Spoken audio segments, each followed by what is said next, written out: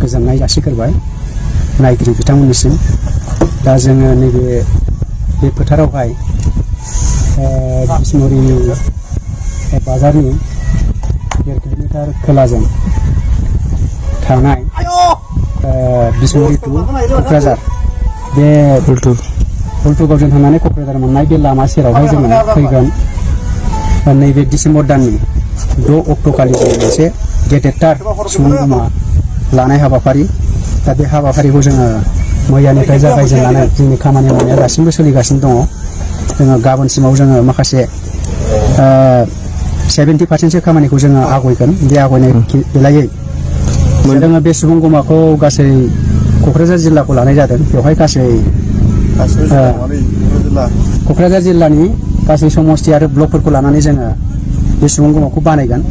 दा बेखायनो मानाव गिदिर जोंनि बे सुबुं गमायाव बाहागो लाफैग्रा नोंथांमोनखौ आङो फोरमायनाया बेनो, जोङो फुंनि 9 बाजिनिफ्राय जागायनानै हयथ' आलासि बिथांमोनहा 10 बाजियाव सफैयोब्लाबो जागोन। बेखायनो आङो खावलायनाय जादों साफ्रोमबो जोंनि UPPL राजखान्थि दोलोनि मानाव गिदिर नोंथांमोन आरो रायजो राजा साफ्रोमखौबो नैबे जोंनि बिसमुरिनि अर्थात 10 नं देबोरगाव समस्तिनि सिङावहाय जोङो गेदेरथार सुबुं गमा लानाय हाबाफारियाव लोब लोब बाहागो लाफैनो आङो खावलायनाय जादों। दा बेखायनो दिनैनि बे ससियेल मिडियानि गेजेरजों आङो नोंथां मानाव गिदिरफोरखौ बाहागो लाफैनो खावलायनायानो जाहैबाय, जोङो BTC सरकारखौ जोंनि UPPLआनो सलायहैगोनखाय जोङो साफ्रोमबो रायजो राजाफोरखौ लैहोर लैहोर फैनानै जोङो जगदान होफैनो खावलायनाय जादों। दा बे हाबाफारियाव जोङो माखासे सोलायनाय माखासे गोनां खामानि मावनो लानाय हाबाफारिखौ मानाव गिदिर प्रमद बर' बिथांनिफ्राय जों मिथिनाय जागोन आरो जोंनि माखासे गुनि गियानि इन्टेलेक्सुयेल बिथांमोननि माखासे बिबुंथिनिफ्राय मोनथिनो मोननाय जागोन। बेखायनो जोङो बे सुबुं गमाखौ जोबथा डिसेम्बर दाननि 6 अक्ट'आव लानानै हयथ' 7 अक्ट'खालि जोङो चिरां आरो बाक्सा उदालगुरियाव बिसायख'थि सोलिजेननायनि उनाव जोंहाबो नैबे क'क्राझार आरो चिरां मोननै जिल्लायावहाय जोङो 10 अक्ट'खालि लानाय बे हाबाफारिखौ जोङो साक्सेसफुल खालामनो थाखाय जोङो नैबे सुबुं गमा हाजार हाजार लोब लोब रायजो राजाफोर नुजाफैगोन आरो बाहागो लाफैगोन।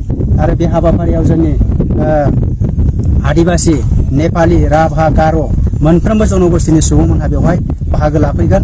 बेखौ जोङो मोनथिनाय जादों आरो जोङो हांख्रायहरनाय जादों। बिनि थाखायनो रायजो राजा मानाव गिदिर नोंथांमोनहा जाहाथे जोङो नैबे नेशनेल हाइवे 31 नं नेशनेल हाइवेनिफ्राय बिसमुरि हाथाइनि बा बिसमुरि हाथाइनि नेशनेल हाइवेनिफ्राय 1 किल'मिटारसो खोलाहा बिसमुरि टु हुल्टु बे लामा सेरावनो जोङो बानायनाय जादों। जायफ्रा गसाइगावनिफ्राय फैयो जोङो बिसमुरियाव मोनबाय, बिसमुरिनिफ्राय एसे खोलाहा हाबदो हुल्टुगाव रडजों। आरो जायफ्रा जोङो ओरैहाय सालाखाथि आरो चिरांनि आलासि सोरबा फैयोब्ला जोङो बिसमुरि मोननाय लोगो लोगो लेफ्ट साइडजों हाबनानै जोङो बेवहायनो गेदेरथार सुबुं हाबाफारिखौ मोननाय जागोन।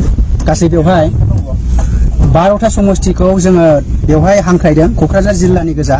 खिन्थु बे 12थानि अनगायैबो जोंनि चिरां उदालगुरिनिफ्राय माखासे आलासिफोर नुजाफैगोन, जोङो बेखौ हास्थायदों आरो फैखागोन।